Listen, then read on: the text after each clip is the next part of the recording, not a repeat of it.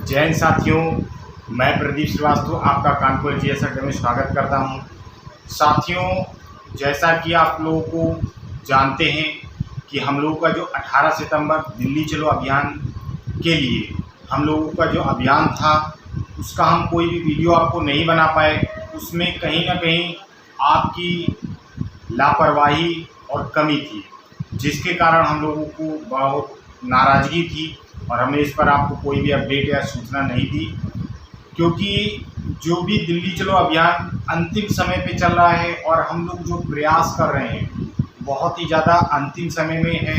और इस समय आपका साथ ना मिलना हमारे लिए बहुत दुख की बात है, क्योंकि इस बार जो साथी हमारे दिल्ली पहुँचे वो बहुत ही कम संख्या में पहुँचे, जो मेरे लिए बहुत ही दुख का विषय था, जिसके लिए मुझे बहुत नाराज़गी थी। मैं आपको कोई भी सूचना नहीं देना चाहता था, क्योंकि आप लोग जो भी साथी घर में बैठकर एक जैसे चूड़ियाँ पहन के लोग बैठ जाते हैं हिजड़ों की तरीके, आप वैसे बैठ गए, जो कि और ऐसे आप नज़र तो गिद्ध की तरीके लगाते हैं कि बस मेरा पैनल आए, मैं अपनी नौकरी लूँ और निकल जाऊँ। ऐसे आपको नौकरी कभी नहीं मिलेगी। आपको 1.5 साल में नहीं मिला, आगे भी नहीं मिलेगा। अगर आपने सहयोग नहीं किया तो किसी भी हाल में आपको नहीं मिलेगा। मैं उन साथियों के लिए विशेष तौर पे कह रहा हूँ जो हमारे दिल्ली के 500 से 700, 800, 1000 किलोमीटर की रेंज में रहते हैं। जो इससे अबव हैं, बहुत दूर दूर से हैं, चेन्नई वगैरह से हैं, उनकी बात नहीं कह रहा, लेकिन वो दूसरे माध्यम से हम लोगों का सहयोग करते हैं। लेकिन आप लोग ऐसे बैठे हुए हैं जैसे कि बस नज़र गड़ाए, जैसे कोई मरे या कोई आए, मैं अपना चोंच मारना शुरू करूँ और गिद्धों के तरीके वहाँ से निकलूँ। ये बहुत ही ज़्यादा दुखद विषय है और इसमें कहीं ना कहीं आपको सोचने का, विचार मंथन करने का सब्जेक्ट है। आप इस पर मंथन करिए। और जो मुझको गलत समझते हो, क्योंकि अच्छों ने अच्छा, बुरे ने बुरा समझा मुझे, अच्छों ने अच्छा, बुरों ने बुरा समझा मुझे, क्योंकि जिसको जितनी ज़रूरत थी उसने उतना ही माना मुझे, क्योंकि जिसको जितनी ज़रूरत थी उसने उतना ही समझा मुझे। इसीलिए मैं ये बोल रहा हूँ, क्योंकि कुछ लोग नेगेटिविटी है, कुछ लोग के मन में हमेशा नकारात्मक चीज़ें चलती हैं, कुछ क्रिटिसाइज करते हैं। जो बुरा कहता है वो बुरा कहे, जो अच्छा कहता है वो अच्छा कहे। और अगर आपको लगता है कि अब मैंने आपके लिए कुछ ऐसा बोला, तो आप वीडियो को स्किप कर सकते हैं, क्योंकि जो इसके बाद में कहने जा रहा हूँ वो हमारी फुल पिक्चर डिटेल है, जो 18 सितंबर को दिल्ली में हम लोगों ने प्रयास किया उसके ऊपर लेकर।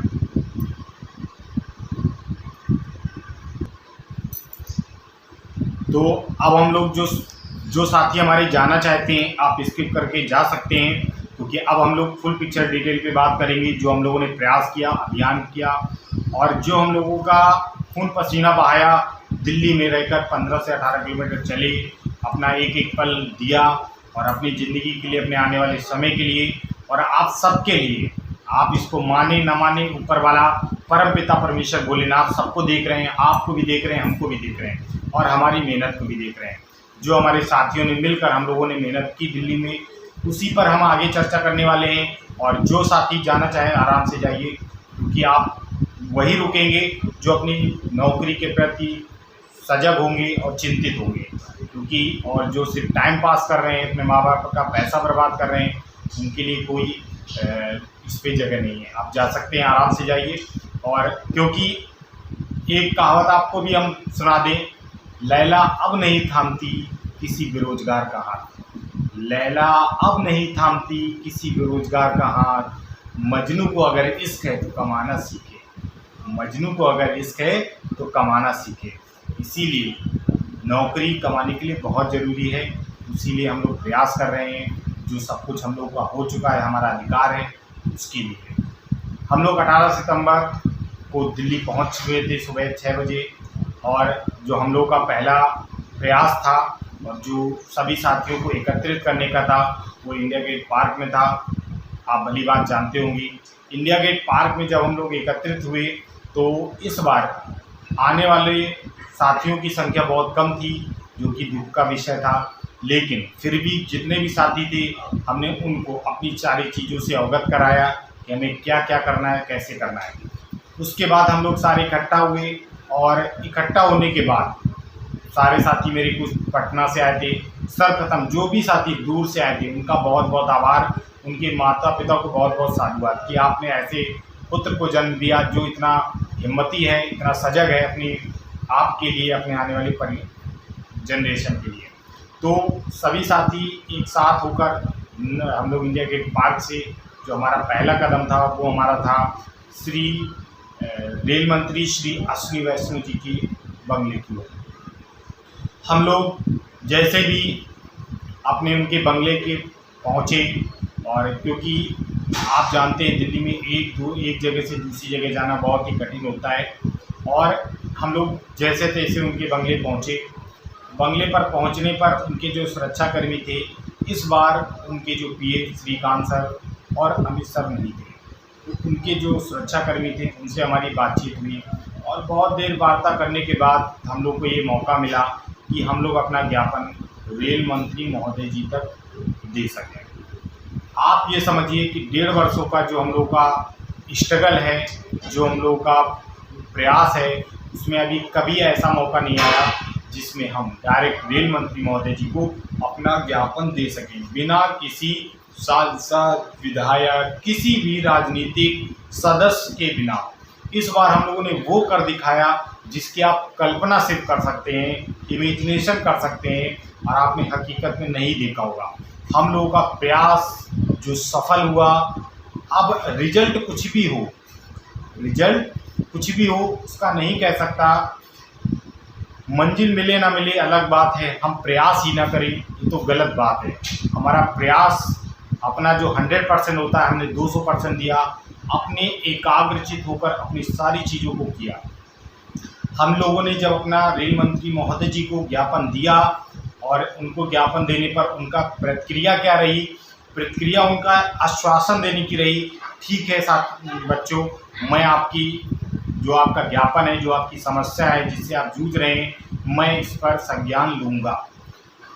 उनका ये कहना हमारे लिए किसी भी वरदान से कम नहीं, क्योंकि रेल मंत्री महोदय जी तक कभी आज तक हम अपनी बातों को नहीं पहुंचा पाए, क्योंकि अधिकारीगण हमारे चीज़ों को वहां तक नहीं पहुंचने देते, अपने तक ही सीमित रख के गोल गोल घुमा देते हैं। जो कि हम लोग बहुत दिनों से प्रयासरत थे कि मंत्री जी तक हमारी बात को कैसे पहुंचाया जाए। तो हम लोगों ने रेल मंत्री महोदय जी तक अपनी बातों को, ज्ञापन को दे दिया, पूरा भेज दिए थे, उसमें सारी बातें लिखी हुई थी, और वो मंत्रालय तक जाते जाते कहीं ना कहीं उन्होंने चीज़ों को पढ़ा और समझा, ये बच्चे क्यों परेशान हैं, क्यों इतने दिनों से आ रहे हैं, और क्यों हमारे बार बार चक्कर लगा रहे हैं। तो कहीं ना कहीं उनके बारे में, मंत्री महोदय जी के बारे में बहुत अच्छा सुना है हमने कि वो बहुत ही अच्छे से काम करते हैं, इसीलिए दूसरे कार्यकाल में भी उनको रेल मंत्री का पद दिया गया है। अब हम देखते हैं उनके इंस्ट्रक्शन का, उनके आदेशों का कितना पालन किया जाता है, वो हमारे लिए एक वरदान साबित होगा। फिलहाल जो अपना प्रयास था वो हमने पूरा किया और अपना ज्ञापन रेल मंत्री महोदय जी को दे दिया। इसके बाद फिर हम लोग वहाँ पर उनकी कोठी से रेल भवन पहुँचे, जैसे भी साथी हमारे सारे रेल भवन पहुँचे, और मेरी एक पन्नी जो हम लोग डॉक्यूमेंट्स का था वो एक बस में छूट गया था, उसको लेने के लिए मेरा एक साथी था सुनील, उसने बहुत भरपूर सहयोग किया, और हम लोगों ने बहुत बड़े मुशक्क़त के बाद उस पन्नी को ढूंढ निकाला। उसमें पूरे सारे डॉक्यूमेंट्स थे, किसी भी लड़के के पास एक PDF थी और इतने सारे डॉक्यूमेंट नहीं थे, उसने निकाल लिया। फिर हम लोगों का जो प्रयास था कि अब रेल भवन में क्या रेल मंत्री महोदय जी ने कोई इंस्ट्रक्शन दिया है, तो मैंने OSD ऑफिस कॉल किया, उनसे हमारी लगभग 20 मिनट वार्ता हुई, तर्क वितर्क हुए, उन्होंने सारी चीज़ें समझाई। उन्होंने बोला कि मैं आपको रविंद्र सर का एस्टेब्लिशमेंट डायरेक्टर हैं, रविंद्र सर, उनका नंबर देता हूँ, आप उस पर ट्राई करिए। मैंने बहुत बार कॉल किया, नहीं रिसीव किया। इसके बाद फिर मैंने OSD ऑफिस कॉल लगाया कि सर वो तो रिसीव ही नहीं कर रहे हैं। तो फिर उन्होंने कहा ठीक है मैं एक बार प्रयास करता हूँ, वो मीटिंग में इस समय हैं, और उन्होंने UK तिवारी सर को नंबर दिया। UK Tiwari deputy establishment director हैं, आप जानते होंगे, उनको नंबर दिया। तो उन्होंने डायरेक्ट कॉल किया मुझको और बोला कि आप लोग कितने लोग हैं, तो मैंने बताया सर 150-200 लोग हैं हम लोग। तो उन्होंने कहा ठीक है आप 2 से 3 लोग अंदर आ जाइए। हमने कहा सर 2 से 3 लोग तो हम लोग इतने सारे हैं, कम से कम 10 लोग की इंटरव्यू दीजिए। अरे नहीं 2 से 3 आ जाइए, जो 10 बात करेंगे वो 2 से 3 करेंगे। हमने कहा ठीक है सर, अच्छा 4 लोग की कर दीजिए, आप ज़्यादा ना एडजस्ट कीजिए। 4 लोग की हम लोग को मिली, जिसमें जो पहला नाम था वो विनीत का था। आप सभी जानते होंगे कि विनीत रावत एक ऐसा साथी है अपना जो अपनी नौकरी के लिए बहुत ही ज़्यादा चिंतित और हम लोग बहुत ही ज़्यादा प्रयास करते हैं। हर बार दिल्ली आते हैं, कुछ भी हो हम लोग को दिल्ली पहुंचना होता है। उसके बाद दूसरा नाम था अभय सिंह का, तीसरा नाम था विकास सिंह का, जो कि आप सभी जानते हैं विकास सिंह गुवाहाटी से हैं। चौथा नाम था मेरा। मैंने कहा था और कोई जाना चाहे तो आप जा सकता है, कोई वो नहीं है, मेरा कोई जाना वो नहीं है, लेकिन सभी साथियों ने कहा नहीं आप चली जाइए। उसके सभी के कहने पे मैं अंदर गया। तो हम लोग की जो पहले हम लोग यूके तिवारी सर के ऑफिस में पहुँचे। उसके बाद यूके तिवारी सर अपने साथ हमको लेकर रविंद्र सर के पास गए। रविंद्र सर के ऑफिस में हम लोग पहुँचे और उनसे हमारी मीटिंग होना स्टार्ट हुई। तो रविंद्र सर ने जो आप बातें बताई हैं वो लगभग 1 घंटे की हैं। 1 घंटे हमारी वार्ता हुई, 1 घंटे 10 मिनट। मैं आपको समराइज करके मुख्य बातें बताता हूँ। तो सबसे पहले जो रविंद्र सर का कहना था वो कहना था कि मैं अपने स्तर से पहले से कार्य कर रहा हूँ, और इससे पहले जब रविंद्र सर से मिले थे तो वो कह रहे थे हार्डली हद से हद हम 200 से 250 बच्चों का B2C1 को एडजस्ट कर सकते हैं। लेकिन इस बार जो रविंद्र सर ने बोला वो अलग था, मैं आगे बताऊंगा। तो सबसे पहले उन्होंने बताना शुरू किया, क्योंकि रेल मंत्री महोदय जी के द्वारा उनको पहले से इंस्ट्रक्शन आ चुके थे, तो ढेर सारी चिट्ठियां लेकर B2C रेलवे के 2019 नोटिफिकेशन की जो भी भर्तियाँ हो रही है उसकी ढेर सारी चिट्ठियां लेकर बैठे हुए थे हम लोग के सामने। कम से कम 15 रही होंगी, 12 से 15 से कम नहीं थी। तो उन्होंने दिखाना शुरू किया, देखिए हम आपके लिए पहले से ही कार्य कर रहे हैं और हम अपना कोई भी प्रयास नहीं छोड़ रहे हैं। तो हम लोग का यही कहना, हमारा यही कहना था कि सर आप प्रयास तो कर रहे हैं लेकिन धरती पर वो प्रयास दिखाई नहीं पड़ रहा है। उन्होंने कहा देखिए एक मैंने 3/9/2024 को एक लेटर भेजा है सभी RRCs को कि B2C1 को कहीं ना कहीं एडजस्ट किया जाए, तो रिजाइन और नॉन ज्वाइनिंग पोस्टों पे। तो मैंने उनसे ही बताया कुछ RRCs रिजाइन पोस्ट पे नहीं दे रही, उसको बैकलॉग में ले जा रही, उसको आगे कैरी फॉरवर्ड करी, तो हम लोग को कैसे हो जाएगा।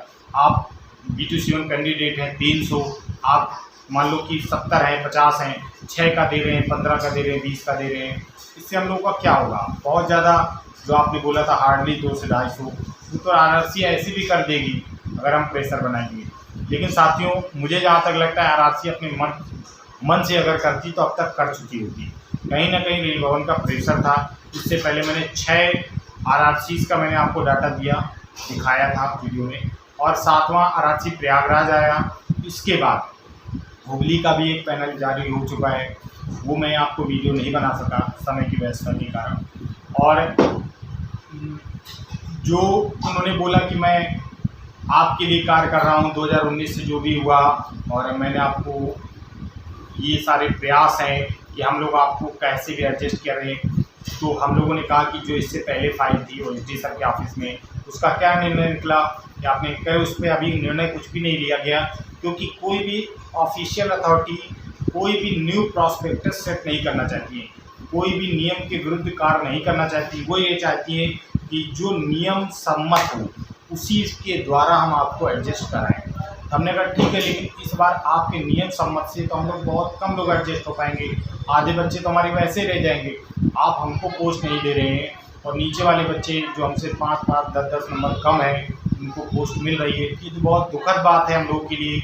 और उन्होंने कहा नहीं ऐसा कुछ RRCs हो सकता है। हमने उनको सारे नाम बता दिए 6-7 RRC का, जो जैसे अपना NR है, CR है, हुगली है, और SCR सिकंदराबाद है, SCR है, और गुवाहाटी है, WR है, और SWR है, WCR है।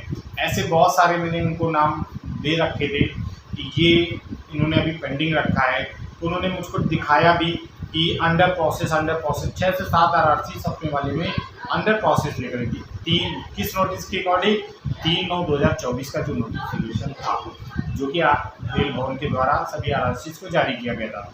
क्योंकि आरआरसीज कभी ये एक्सेप्ट नहीं करती कि मुझको रेल भवन से कोई आदेश आया है, निर्देश आया है, ऐसा नहीं बताती, क्योंकि वो इंटरनल कॉन्फिडेंशियल होता है, उस पर वो चीज़ों को नहीं बताते। लेकिन उन्होंने हमको दिया कि आप आरआरसी पे जाके अपना प्रेशर बनाइए, और उन्होंने बहुत सारी चीज़ें बताई कि मैं ऐसा कोई भी प्रॉस्पेक्टस नहीं सेट करना चाहता जो आगे चलकर हमको ऐसा कोर्ट केस का सामना करना पड़े या उसका बैड ऑप्टिक्स पड़े। लेकिन इस बार जो हमारी वैकेंसी डिक्रीज हुई, ये हमारे लिए कहीं ना कहीं लर्निंग है, हमारे लिए एक सबक है। और ये बैड ऑप्टिक्स का मतलब होता है कि जो बुरा प्रभाव रेल भवन का गया है, रेल भवन की जो छवि बिगड़ी है, और रेल में आप लोग इतने बार आए हैं, जितना प्रेशर किया है, इससे मैंने एक लर्निंग सीखी कि आगे कभी भी जब तक ये मंत्री जी हैं, कोई भी वैकेंसी को रिवाइज ना किया जाए इस स्टेज पे आके कि आप डीवी मेडिकल सब कुछ करा लेते हैं, उसके बाद रिवाइज करते हैं, ऐसा ना हो। उन्होंने कहा और हर साल वैकेंसी निकलेगी, ये नहीं होगा कि 4-4 सालों में 5-5 सालों में वैकेंसी आए, हर साल वैकेंसी आएगी रेलवे की, ये रवि सर ने बोला। और कहा कि आप लोग, मैंने बहुत सारे तर्क दिए कि जयपुर ने कुछ पॉइंट्समैन को ऑफ़र किया है जो वर्कशॉप में काम कर रहे थे A2 मेडिकल, क्योंकि बहुत सारे B2C1 की सीटें हमारे अपर जो रैंक थी, जो साथी थे जिनका मेडिकल A2 था या B1 तक था, वो भी हमारी सीट ले गए हैं। तो जो ST सर ने बोला था कि उसकी जगह हम आपको एडजस्ट कराएंगे, लेकिन उन्होंने कहा कि ऐसा भी नहीं है। मैंने उनको दिखाया भी कि देखिए जयपुर ने ऐसा किया है कि पॉइंट्समैन को ऑफ़र कर दिया, ऐसे के द्वारा भी आप इस एक्सरसाइज के द्वारा भी एडजस्ट कर सकते हैं। कुछ आरआरसीज रिजाइन पोस्ट नहीं दे रही है, आप उन पे दिला सकते हैं। और मैंने बहुत सारे तर्क दिए, जो कि सारी चीज़ें संभव नहीं है बताना, तो उन्होंने अपना तर्क दिया, मैं आपके लिए प्रयास कर रहा हूँ, और आप लोगों ने जितना ये हम लोग का बैड ऑप्टिक्स बनाया है, बुरी छवि बना दी है, इससे हम लोग बहुत ज़्यादा व्यथित हैं। और इस पे कहीं ना कहीं मेरे लिए लर्निंग है कि आगे कभी भविष्य में ऐसा ना हो। और मैं कोशिश करूँगा कि आपका 1-1.5 महीने में आप सभी लोगों को एडजस्ट किया जाए, और कि दोबारा आपकी शक्ल भी हम लोग को इस मुद्दे को लेकर ना देखनी पड़े। तो हमने कहा सर हम भी चाहते हैं कि 1.5 साल से हम लोग परेशान हैं, और आपने अभी तक अगर ऐसा ही सजगता से कोई कार्य किया होता तो आज हम आपके पास ना आए होते। हमें कोई शौक़ नहीं है आपके पास बार बार तक आना और भूखे रहकर पैदल कई किलोमीटर पैदल चलना, भूखे रहना और परेशान होना, पैसा भी खर्च करना, शरीर भी जाना, खून पसीना बहाना, हमें भी ऐसा कोई हम लोग को शौक़ नहीं है। तो उन्होंने 1 से 1.5 महीने का समय दिया है कि हम कहीं ना कहीं आप सभी को एडजस्ट कराएंगे। उन्होंने सभी शब्द नहीं लगाया था, उन्होंने पहले 200 से 250 बोलते थे, अब इस बार 500 से 600 जो आंकड़ा दिया है कि हम 500 से 600 को एडजस्ट करा देंगे। लेकिन आप साथी कोई भी समझें, कोई भी अधिकारी आपको ये पूर्णतः आश्वासन या नहीं देगा कि आप सभी कैंडिडेट एडजस्ट हो जाएंगे। ऐसा नहीं होता है, क्योंकि अधिकारी की एक सीमा होती है। अगर वो पूरी को कह देगा या कह देंगे, तो अगर वो नहीं हो पाया तो कहीं ना कहीं उनके ऊपर बात आती है, तो वो अधिकारी वर्ग अपने बचाव के लिए ऐसा बोलते हैं। लेकिन जहाँ तक मेरा विश्वास है, मेरा मानना है कि आप लोग धैर्य के साथ लगे रहें, और आगे आने वाले में अगर साथ देंगे तो सभी हर एक B2C1 कैंडिडेट जो भी 1.5 सालों से परेशान है, उनको कहीं ना कहीं सीट मिलेगा। लेकिन आपका साथ बहुत ज़रूरी है, अगर आप साथ नहीं देंगे तो बस जैसे हैं वैसे हम लोग रह जाएंगे। और इसके बाद हम लोग वहाँ से उन्होंने सारी चीज़ें हम लोगों ने बताई, समझाई कि सर ऐसे ऐसे करिए तो हम लोग का भी हो जाए। बहुत सारे तर्क दिए, बहुत सारी चीज़ें दी कि आपने पहले से घटा दिया है और चीज़ें को किया। फिर हम लोग वहाँ, उन्होंने कहा ठीक है आप लोग जाइए, परेशान ना होइए, 1 से 1.5 महीने वेट करिए और उसके अंदर हम लोग करते हैं। उन्होंने 3/9 का जो लेटर था उसका रिमाइंडर भी भेजने के लिए यूके तिवारी सर को बोला कि एक रिमाइंडर इशू करिए, वो आरआरसी को गया भी होगा, इसमें कोई दो राय नहीं। इसके बाद हम लोग आ गए, यूके तिवारी सर के पास आए, ऑफिस में आए। यूके तिवारी सर से जो हमारी वार्ता हुई, हमारा पूछने का अर्थ था सर अब इस पर क्या हो सकता है। तो उन्होंने कहा सर बेटा होने को तो सब कुछ हो सकता है, ना होने को तो कुछ नहीं, क्योंकि जब 370 हट सकता है, 370 इस भारत में कोई भी कहता था ये बहुत कठिन काम है, बहुत सारी चीज़ें हो जाएंगी, ऐसा हो जाएगा वैसा, कोई नहीं मानता था 370 हटेगा। अगर 370 हट गया तो ये भी हटेगा। वही कहते हैं ना, उनका ये कहना कहीं ना कहीं हमारे लिए एक पॉजिटिव सिग्नल है कि ये कहीं ना कहीं हमारे कार्य को जरूर किया जाएगा। और हम लोगों ने जितना प्रयास रेल भवन स्तर पर किया है, रेल भवन को हम लोगों ने चारों तरफ से अपने प्रयासों के द्वारा प्रेशर दिया है, उसका असर आपको आने वाले समय में ज़रूर देखने को मिलेगा। क्योंकि मेहनत कभी किसी की खराब नहीं जाती है, क्योंकि कोई कह गया है कुछ भी हो, मेहनत कभी किसी की खराब नहीं जाती, रंग जरूर लाती है। और वही है कि रख हौसला वो मंजर भी आएगा, प्यासे के बाद चलकर समंदर भी आएगा, थक कर न बैठ मंजिल के मुसाफिर, मंजिल भी मिलेगी और मिलने का मज़ा भी आएगा। यूके तिवारी सर से जो वार्ता हुई, इसके बाद हम लोग बाहर आ गए और बाहर आने के बाद हम लोगों ने डिस्कस किया कि चलो, क्योंकि हमारा प्लान सिर्फ रेल भवन तक ही सीमित नहीं